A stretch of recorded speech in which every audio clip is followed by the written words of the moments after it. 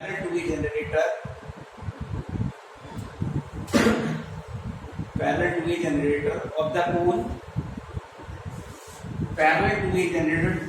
of the cone is a parabola.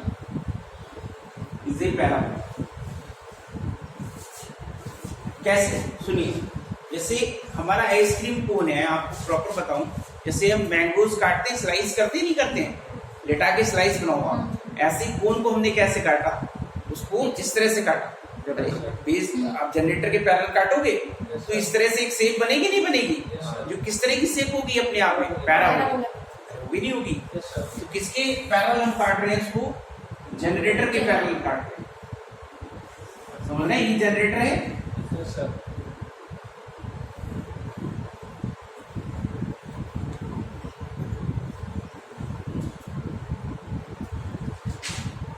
यानी यहां से ले गए हम, इसकी पैरेलल प्लेन ले लिया जनरेटर की, इस लाइन की पैरेलल,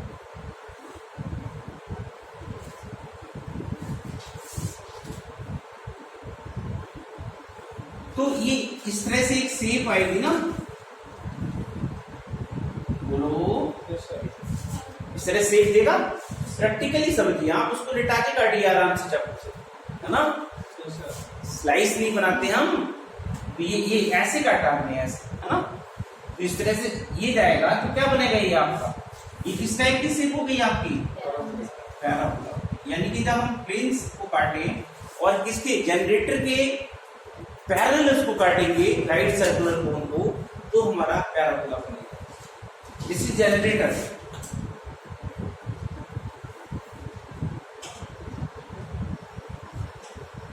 नेक्स्ट स्टेप में चलिए,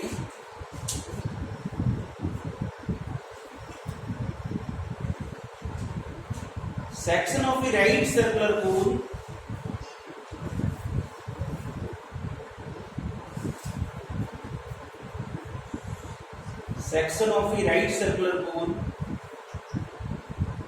by a plane, section of a right circular cone by a plane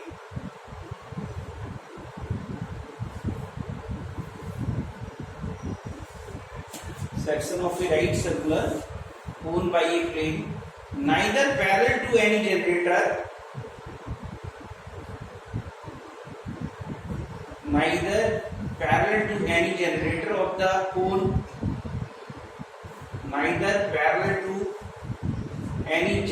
of the cone, nor perpendicular or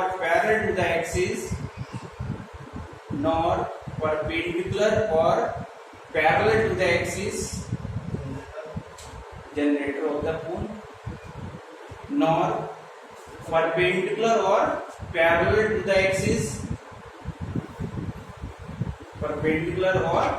to the axis, of the cone is an ellipse.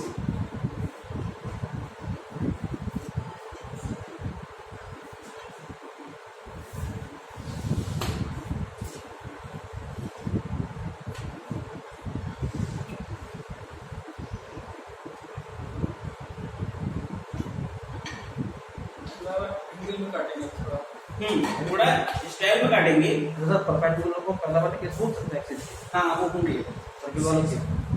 हाँ circle वाला तो parallel ही था, नहीं तो जैसे axis के परपेंडिकुलर बोल रहे हैं, हाँ होगा, नहीं है ये तो नहीं बोल रहा है ना, किस तरह से काट रहे हैं इसको समझिए, यानी कि तिरछा काट रहे हैं इसको,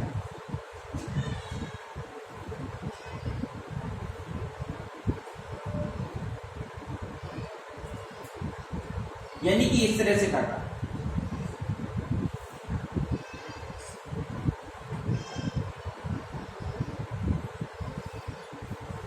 ये तिरछा, है ना, इस तरह से, इसका मतलब ये, अगर हम बेस के पैरेलल काट देंगे तो हमारा सर्किल बन जाएगा, और हम इसको तिरछा काटेंगे तो ये क्या बनेगा आपका, इलिप्स बनेगा।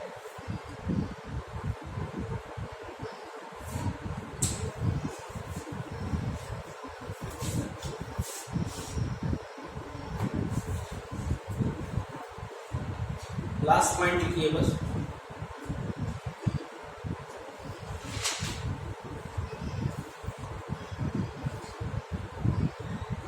section of a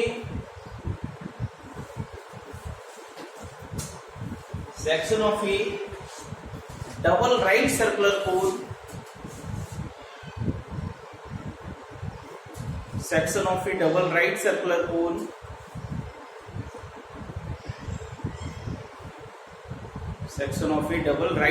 cone by a plane parallel to its axis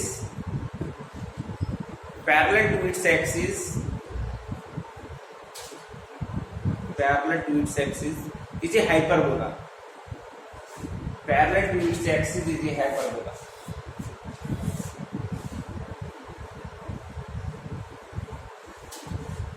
अच्छा इसके ऊपर सिमेट्री गया था उसको भी लेना पड़ेगा। हाँ डबल ले लिया, यानी क्या वर्ड यूज किया, डबल राइट सर्कल, यानी दो कोण लिए इस तरह से।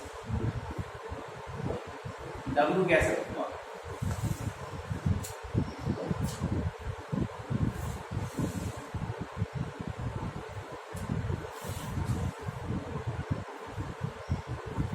दिस इज एक्सिस, इसी को तो हम एक्सिस कहते हैं।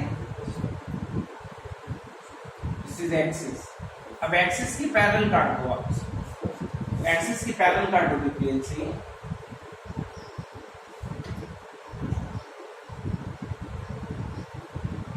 तो भाई इस तरह से दो कर्व जनरेट करेगा ना ये, तो भाई ये किधर आएगा, ये है ना, और ये कहां जाएगा, ये ऐसे जाएगा। तो भाई तो ये दोनों कर्व मिला के हम क्या कहेंगे, ये इस तरह से ये दोनों कर्व मिला के क्या बनेगा आपका हाइपरबोला।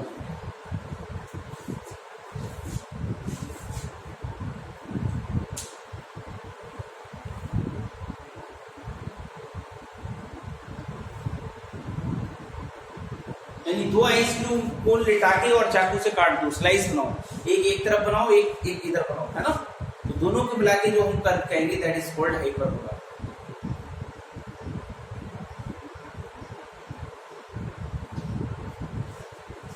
ठीक है भाई, अब देखिए चलिए आगे बढ़ते हैं। General equation of conic, next setting डालिए, यहां से क्वेश्चन पूछा जाएगा। General equation of conic,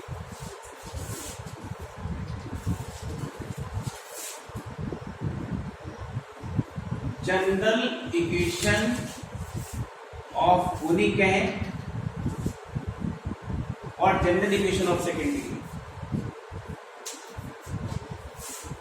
general equation of second degree.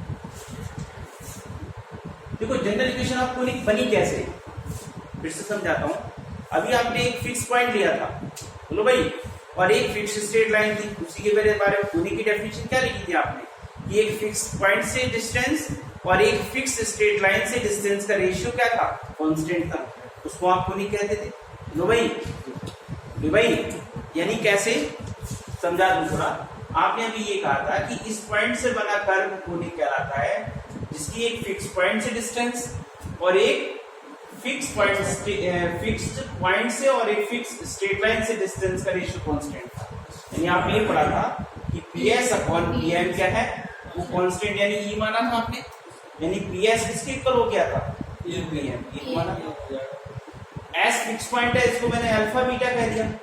हाँ, ये फिक्स स्ट्रेट लाइन है, इसको क्या सपोज कर लिया, LX plus My plus N equals to 0।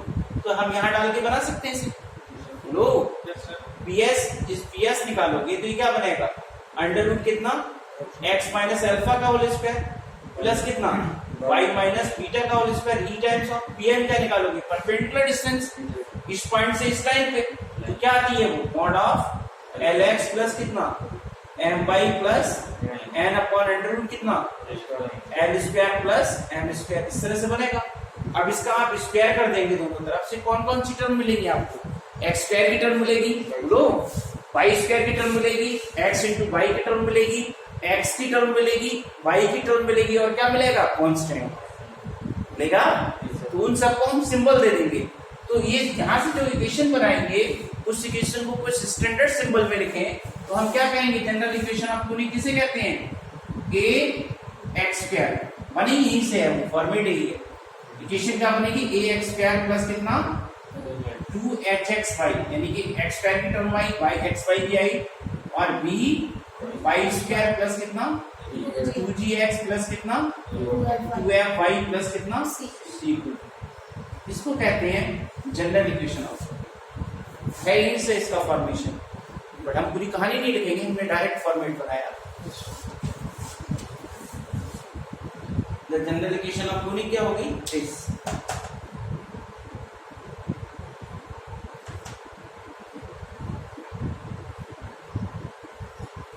ये वेरियस कोनिक्स बनाएगी, है ना, अकॉर्डिंग टू डिफरेंट कंडीशंस। ले भाई, इसमें क्या है, हम क्या निकालते हैं, सबसे पहले इससे निकालते हैं डेल्टा। क्या निकालते हैं, डेल्टा, जिसे हम डिस्क्रिमिनेंट कहते हैं। इस इक्वेशन से किसकी वैल्यू निकाली आपने, डेल्टा। डेल्टा इज कॉल्ड क्या है, इस पे डायरेक्ट क्वेश्चन आता है, डिस्क्रिमिनेंट। कैसे लर्न करते हैं, ये वैल्यू है इसकी AHD, या तो आप डिटरमिनेंट शो कर ले AHD, first row AHD, first column AHD, diagonal ABC, बाकी दो प्लेस बचे उसकी जगह है ना, ये डेल्टा है। या हम इसको ऐसे लिखें, इसको एक्सपेंड कर लें, तो आप ये रिजल्ट आएगा ABC प्लस 2FGH माइनस कितना AF² minus BG² minus CH²। ये रिजल्ट है ऊपर वाला डेल्टा। ठीक, अब इसमें दो केस बनाते हैं हम। एक बार क्या होगा, डेल्टा की वैल्यू 0 हो सकती है, और एक बार डेल्टा की वैल्यू 0 नहीं होगी। अगर डेल्टा की वैल्यू 0 आई तो क्या होगा, तो ये इक्वेशन क्या रिप्रेजेंट करेगी, इक्वेशन 1, केस पर 1,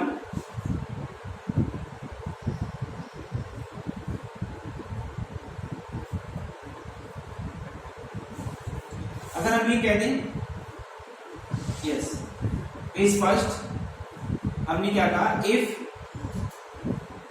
डेल्टा की वैल्यू 0 आई, देन इक्वेशन 1 क्या करेगा, रिप्रेजेंट करेगी, represent pair of straight line. इसकी इक्वेशन होगी ये पेयर ऑफ स्ट्रेट लाइन।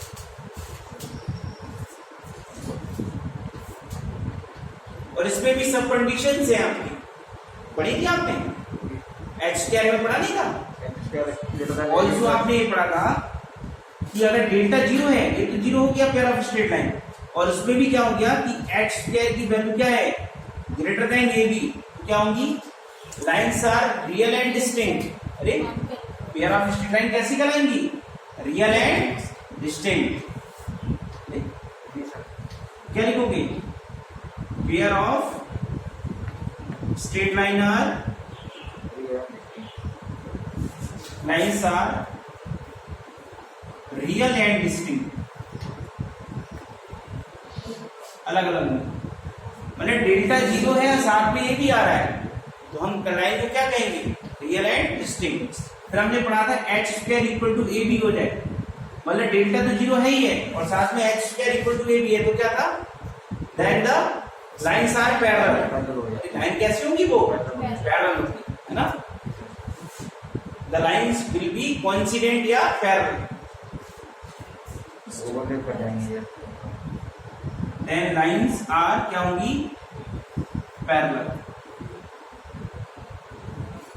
और अगर हम कहें H² की वैल्यू लेस देन AB हो जाए तो क्या होगा, then lines are क्या होंगी, imaginary। कैसी होंगी, then lines will be imaginary। Chapter पढ़ चुकी हो यार आप,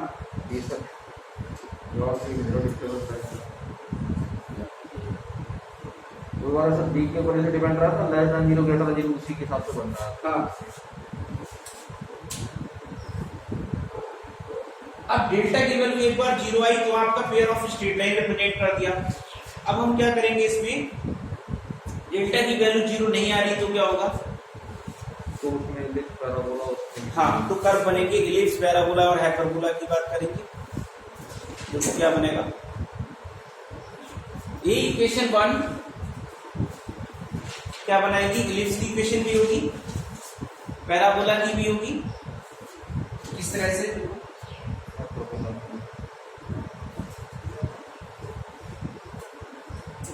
ये सेकेंड लिखो,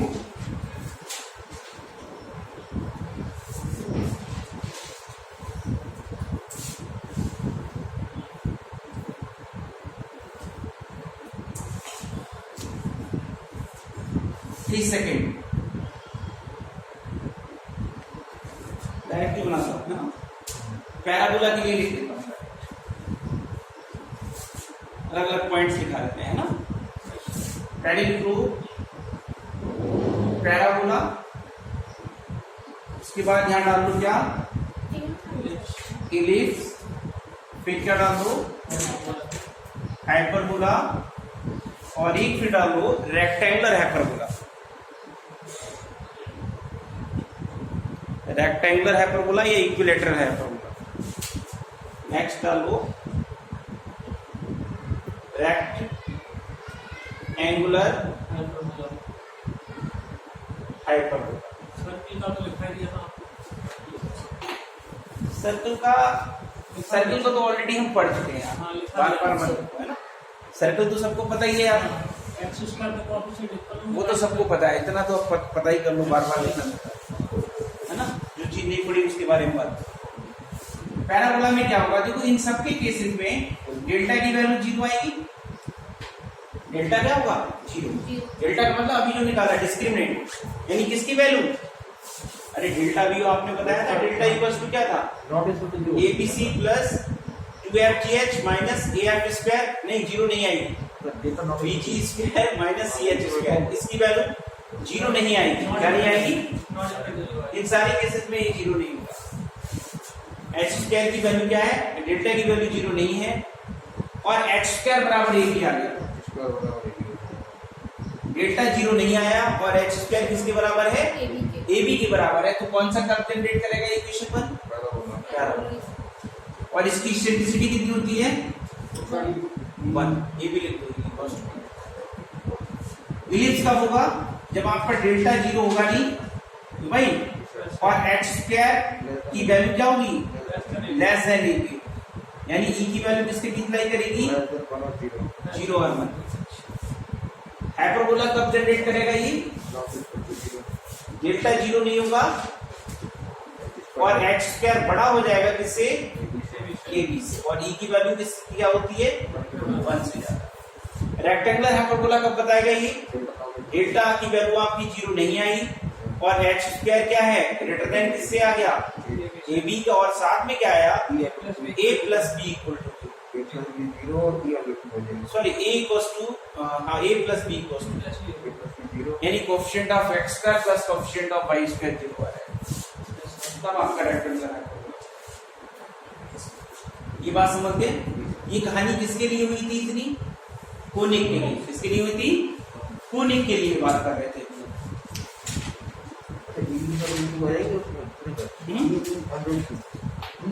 हाँ, इसकी फिक्स कर लो इसेंट्रिसिटी, सॉरी इसकी फिक्स रहती है, रेक्टेंगुलर हाइपरबोला की इसेंट्रिसिटी फिक्स है अंदर, वो xy इक्वल्स टू 1 बनाया था आपने, वो रहता होता वैसे ही है ना, और चेंज नहीं है। X square minus y square equal to a square बनेगा वैसे ही जैसे हाइपरबोला बनता है, या फिर एक्स वाई इक्वल्स टू 1 ले लो, यानी ये भी एक रेक्टेंगुलर हाइपरबोला है जो आपको एक्स वाई इक्वल्स टू 1 का ग्राफ नहीं पढ़ाते हैं हम आपको, ये इसका पर्टिकुलर केस है, ये भी रेक्टेंगुलर हाइपरबोला है, और जरूरी नहीं है ऐसा ही बने, आपका इस तरह से भी बन सकता है स्टैंडर्ड ए और बी। हाँ यस, यानी इक्वेशन होगी, इसकी इक्वेशन क्या है, जब इक्वेशन ऐसे लिखो आप x square minus y square बराबर ए स्क्वायर, ये जनरल केस हो गया रेक्टेंगुलर हाइपरबोला, यानी जो हाइपरबोला की इक्वेशन में a इक्वल टू b डाल दो आप। जैसे हाइपरबोला क्या पढ़ा था, एक्स स्क्वायर अपॉन ए स्क्वायर, आगे पढ़ोगे भी कंफ्यूजन मत करो, है ना, रहने से समझ लो, जब आप वो स्टेज में पहुंचोगे तो समझा देंगे। ठीक है, ये हो गया।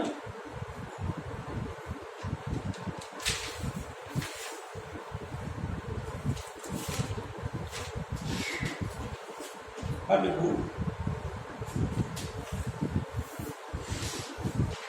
अब मेन टॉपिक पे चलते हैं हम लोग, पैराबोला। ये तो हमने बेसिक चीजें बताई, हमारा टॉपिक है पैराबोला। पैराबोला के बारे में आपने क्या सीखा? अभी आपने कहा था लोकस की डेफिनेशन लिखी आपने, और आपने ये बोला था कि लोकस किससे बना है? उस पॉइंट से बना है जिसका एक फिक्स पॉइंट से डिस्टेंस, हाँ क्या पढ़ा था? एक फिक्स पॉइंट से डिस्टेंस यानी एस से डिस्टेंस, और एक फिक्स स्ट्रेट लाइन से डिस्टेंस का रेशियो कांस्टेंट था। ये पढ़ा था आपने ये पढ़ा था कि PS upon PM equals to E पढ़ा था। और पैराबोला के लिए आप इसकी वैल्यू कितनी लेते हैं? 1 लेते हैं। इसे 1 डाल दो तो आप क्या डेफिनेशन लिखोगे? PS equals to PM। यानी क्या डेफिनेशन होगी? ये डेफिनेशन होगी पैराबोला की कि parabola is the locus of A point whose distance from a fixed point and the fixed straight line is always equal। एक फिक्स पॉइंट से डिस्टेंस और एक फिक्स स्ट्रेट लाइन से डिस्टेंस जो है वो अगर इक्वल है तो इस पी पॉइंट का जो लोकस होगा वो हमारा क्या होगा? एक parabola.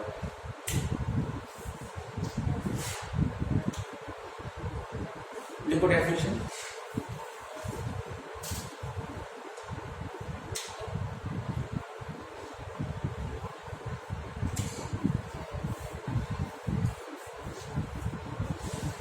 Parabola is the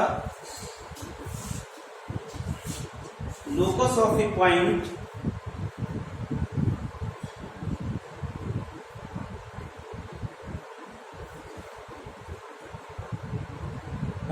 Parabola is the locus of point whose distance from a fixed point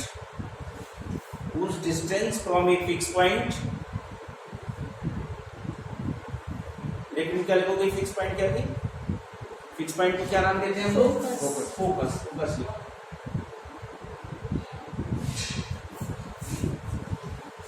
distance from a fix point focus is equal to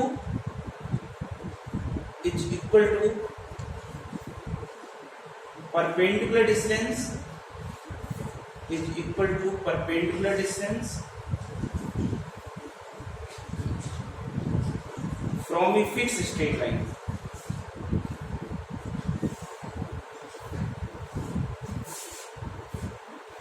From a fixed point is equal to perpendicular distance from a fixed straight line।